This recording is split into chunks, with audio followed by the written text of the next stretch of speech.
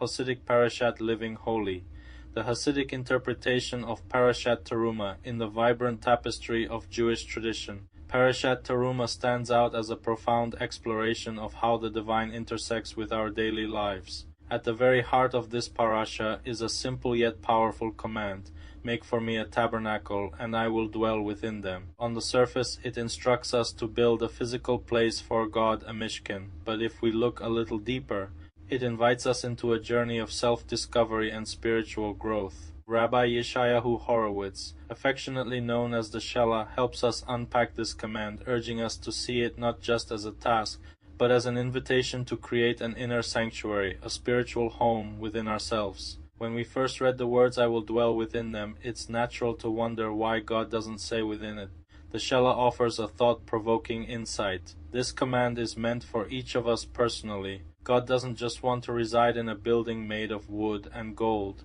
He wants to live in our hearts and minds. This shift in perspective invites us to recognize that the Mishkan isn't just a historical artifact, it's a metaphor for our own spiritual lives. God desires to dwell in our thoughts, our intentions, and our actions. What a powerful reminder that our everyday lives can be infused with holiness and purpose. Rabbi Yisroel of Rosen adds another layer to this understanding by placing the Mishkan within the context of the Jewish people's journey. After the heartbreaking episode of the golden calf, when the Jewish nation turned away from God, they found themselves in a spiritual crisis. The awe-inspiring moment at Mount Sinai, where they experienced direct communication with the divine, seemed like a distant memory.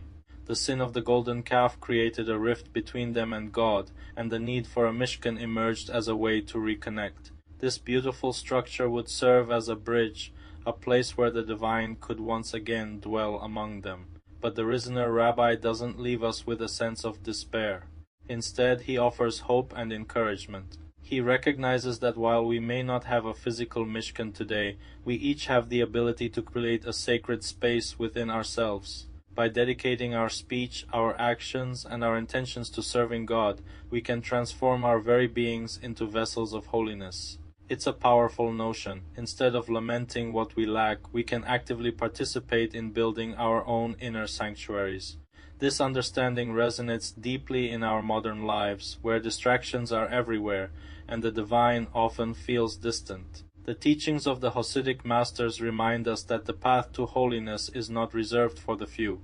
It is available to each of us. Every moment presents an opportunity to bring the sacred into our mundane routines. Our daily rituals, prayers, and acts of kindness can become the bricks and mortar of our personal Mishkan, allowing us to invite the divine presence into our lives and the world around us. As we reflect on this call to create a Mishkan within ourselves, we also recognize the power of community in this journey. Building the physical Mishkan was a collective effort, involving contributions from all the Jewish people. Similarly, our spiritual journeys are enriched by our connections with one another. The shared experiences of prayer, study, and community service allow us to uplift each other, fostering a sense of belonging and purpose. The Mishkan teaches us that holiness is not solely an individual pursuit. It thrives in the warmth of shared faith and mutual support.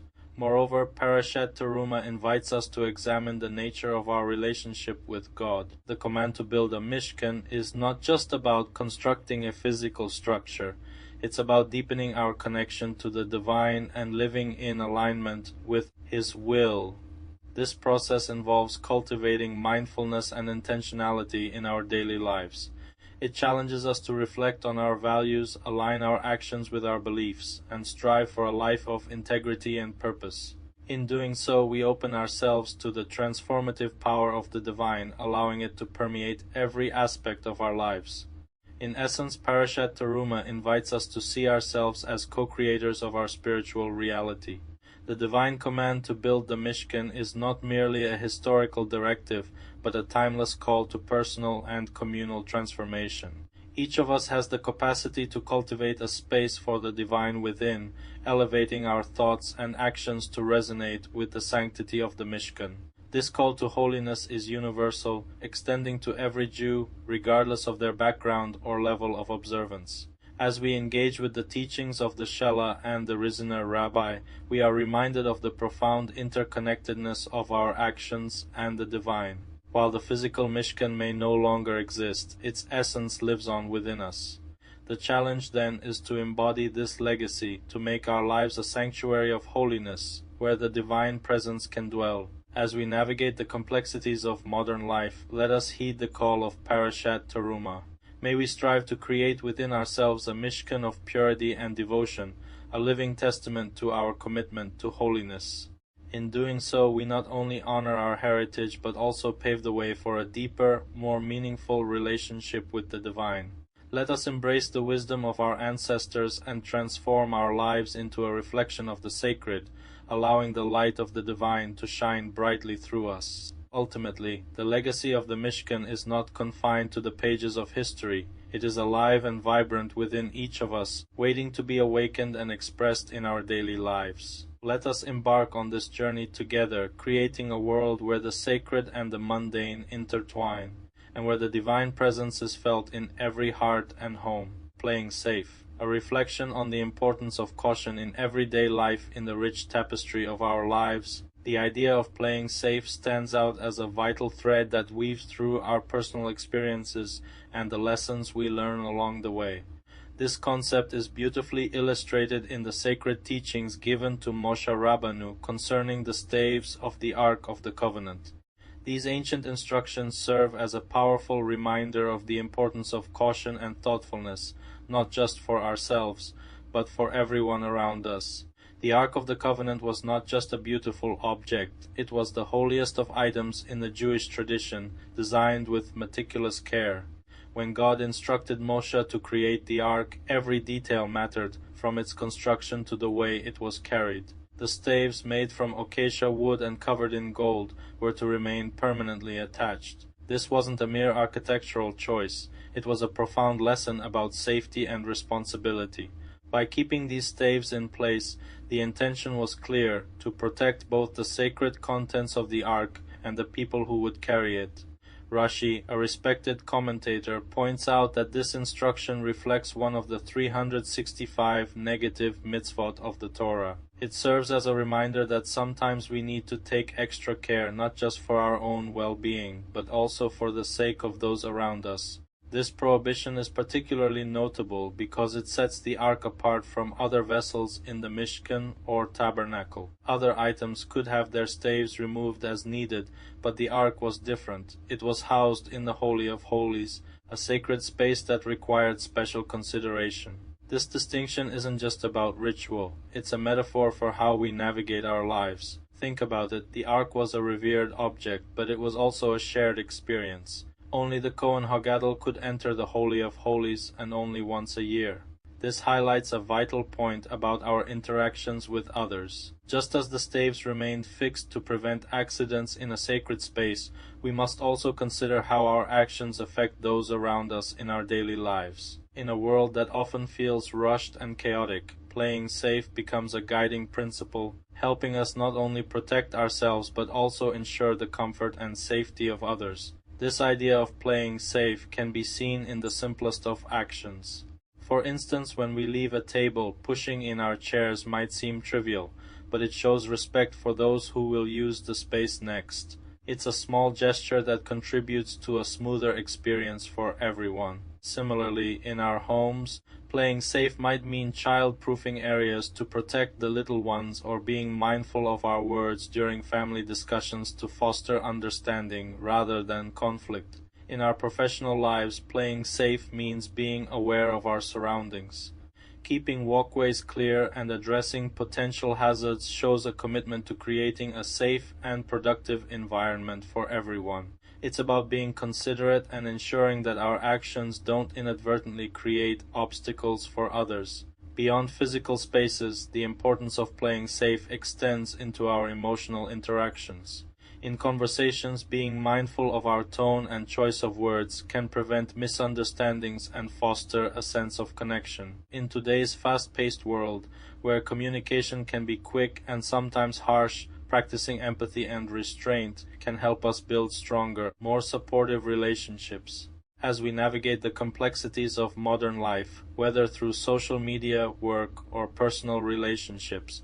The teachings about playing safe resonate more than ever. The directive to keep the staves attached to the ark serves as a metaphorical anchor in our lives, reminding us to be vigilant not only for our own sake but for the well-being of those around us. In conclusion, the lessons derived from the staves of the ark transcend time and space, urging us to cultivate a culture of caution, respect, and care.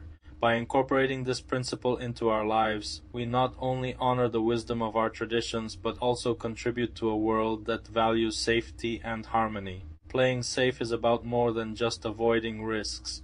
It's about nurturing a sense of community where everyone feels valued and protected. Ultimately, as we strive to play safe, we engage in the important work of building a society that prioritizes not just individual well-being, but also the collective good. In this shared journey, we find the true meaning of playing safe, an enduring commitment to fostering a world where each interaction reflects our shared humanity. This way we can navigate life's challenges with grace, dignity, and a profound sense of connection to those around us. A kingdom of priests, the heart of the Mishkan in the rich tapestry of the Torah, the story of the Mishkan, or the tabernacle, unfolds as a beautiful testament to the deep connection between God and the people of Israel. This portable sanctuary, a spiritual home designed to travel with the Israelites during their arduous journey through the wilderness, embodies the hopes and dreams of a community striving to live as a kingdom of priests. At the core of this sacred space are three significant vessels: the Ark of the Covenant, the table of showbread, and the golden incense altar. Each of these vessels, adorned with an elegant golden rim known as Zer Zahav, carries profound meaning and serves a unique purpose in the spiritual life of the Israelites. The detailed instructions found in the book of Exodus regarding the construction of these vessels highlight not just their physical attributes, but also the deep spiritual significance they hold.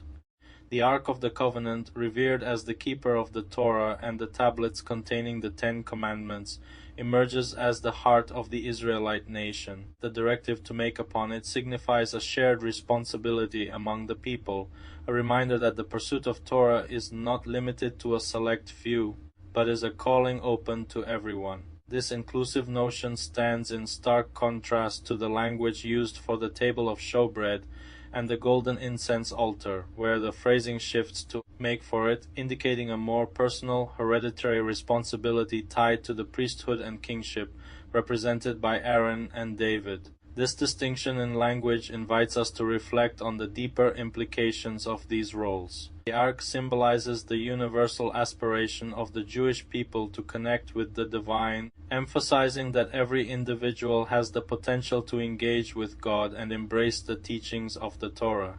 In contrast, the table of showbread and the golden incense altar represent roles that are tied to specific lineages.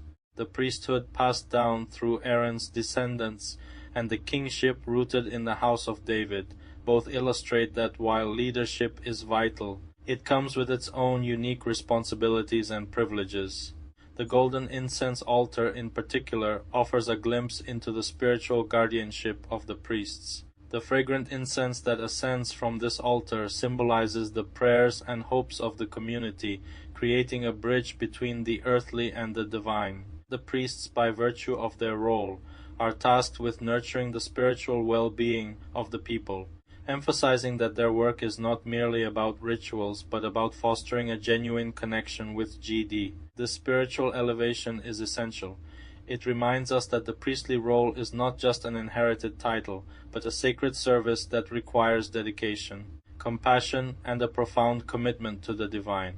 On the other hand, the table of showbread, laden with freshly baked loaves, highlights the king's responsibility to care for the material needs of the people.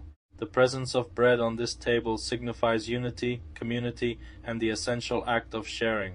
It serves as a reminder that while spiritual nourishment is vital, the physical well-being of the community is equally important. The king's duty, therefore, is to ensure that his people are well fed and cared for, allowing them to thrive as a nation devoted to God's service. The great Jewish thinker Maimonides, in his influential work Hilchos Talmud Torah, eloquently describes the three crowns, Torah, priesthood, and kingship, that elevate Israel to a divine status as a nation chosen to be a light unto the nations.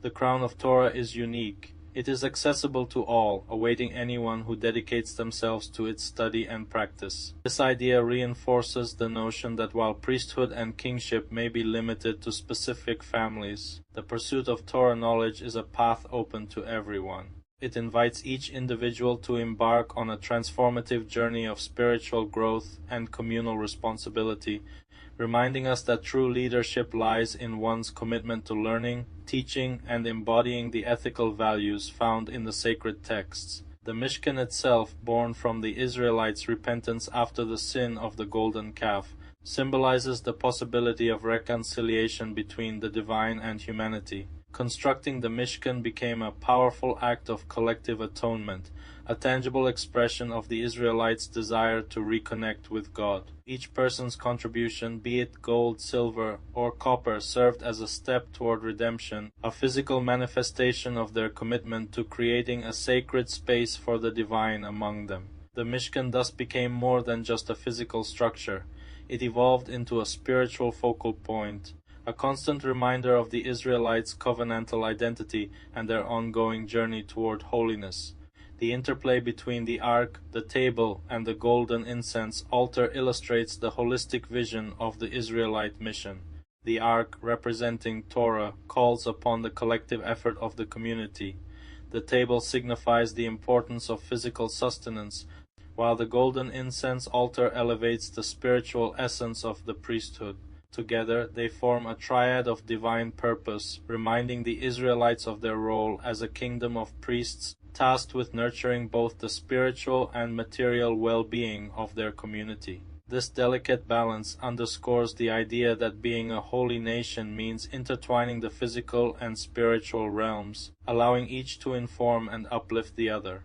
In conclusion, the story of the Mishkan and its sacred vessels beautifully illustrates the deep relationship between God and the people of Israel. It serves as a powerful reminder of their shared identity, their capacity for growth and redemption, and their unwavering commitment to embodying the ideals of Torah, priesthood, and kingship. As a kingdom of priests, the Israelites are called not only to uphold their traditions but also to engage with each other and the world around them, fostering a vibrant community that reflects the values of compassion, service, and spiritual connection. This journey is not just about building a physical space for GD, but about creating a living, breathing testament to their faith and commitment as a people. Through the Mishkan, they learn that their true strength lies in their unity, their shared aspirations, and their collective responsibility to serve as a beacon of light in the world. A tale of forgiveness. Lessons from the Arei Shash in the intricate web of human relationships, where feelings ebb and flow like the changing tides. The idea of forgiveness shines brightly as a thread that weaves us together.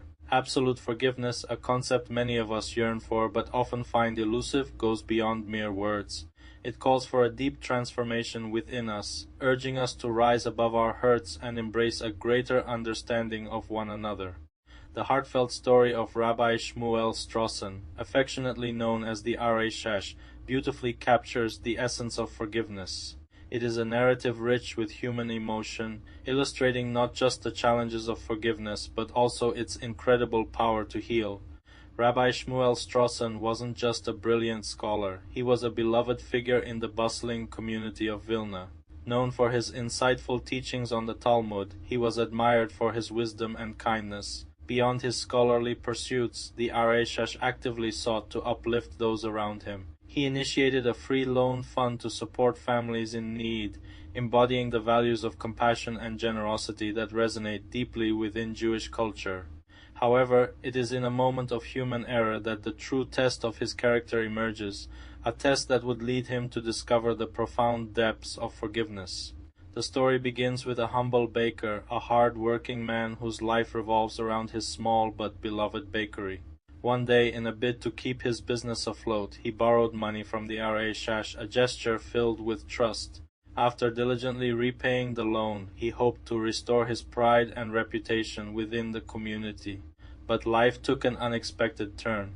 The Areshash, caught up in his meticulous world of detail, mistakenly cast doubt on the baker's integrity. In that moment, a simple misunderstanding spiraled into a catastrophe that shattered the baker's life. His reputation, once a source of pride, crumbled, leaving him isolated and ashamed in a community that had turned against him. The aftermath was devastating. The baker, once a cherished member of Vilna, now faced the harsh reality of being ostracized. His bakery, once filled with laughter and the warm scent of freshly baked bread, became a silent reminder of his fall from grace. His wife, once proud of her husband's hard work, felt the weight of despair as their financial stability slipped away. Their children were not immune to the fallout. They bore the brunt of their father's humiliation, feeling the judgmental glances of their peers. The baker's son, a bright young scholar with dreams of learning, was forced to abandon his studies, a casualty of circumstances that felt so unjust. This story poignantly illustrates how one misstep can create ripples of suffering that affect not just the individuals involved, but the entire community. As the baker wallowed in sorrow, the Areshash began to grapple with the gravity of his mistake. It was a moment of reckoning, a chance to reflect on the impact of his actions. Realizing the pain he inadvertently caused, the Areshash felt a deep sense of responsibility. He understood that true forgiveness wasn't just about saying sorry. It was about taking action to mend the hurt he had inflicted. His heart ached for the baker, who had been brought low by a misunderstanding. It became clear to him that he needed to seek out the baker, not just to apologize, but to truly make amends. However, the baker's initial response to the Areshash's attempts at reconciliation was one of skepticism and hurt. His wounds ran deep, and the shame he felt was not something that could be easily brushed aside. The Areshash, facing the baker's pain, recognized that words alone wouldn't suffice to heal the deep scars. This wasn't just about a financial debt, it was about restoring dignity and trust. In a moment of profound insight, the Areshash proposed an extraordinary gesture, a marriage between his daughter and the baker's son. This was more than just a proposal. It was an invitation to unite their families and to symbolize healing and reconciliation. The wedding that followed was a joyous celebration, a beautiful blending of two families that had once been torn apart. It wasn't just a gathering of friends and relatives. It was a heartfelt reminder of the power of community and the resilience of the human spirit. The festivities brought warmth and laughter back into both families' lives, rekindling hope and connection. As the community came together to celebrate, they witnessed a powerful transformation. What had once been a tale of shame and division became a story of healing and unity, reminding everyone that forgiveness is not only possible but also essential for growth. The Areshash's journey teaches us that forgiveness is not a simple act. It is a process, a commitment to understanding and empathy. It challenges us to confront our mistakes and to take steps to right the wrongs we have caused. It shows us that true forgiveness goes beyond words. It requires action, humility, and a willingness to restore what was lost. The Areshash's actions remind us that forgiveness is a gift we give to both others and ourselves, freeing our hearts from the burdens of resentment and paving the way for renewal. In a world often marked by division and conflict, the story of the Areshash and the baker resonates deeply. It serves as a timeless reminder of the power of compassion and understanding. As we navigate our own relationships, let us strive to embody the spirit of the Areshash, recognizing that every act of forgiveness holds the potential to transform lives, heal communities, and create a legacy of love that endures. Ultimately, the journey toward absolute forgiveness is about more than simply letting go. It is about embracing our shared humanity. It invites us to recognize that we all make mistakes, and that through kindness and understanding, we can rebuild the bridges that connect us. The tale of the Areshash encourages us to be courageous in our pursuit of forgiveness, to seek out those we may have wronged, and to open our hearts to the possibility of healing. In doing so, we not only find our way back to one another, but also discover our own capacity for love, compassion, and redemption.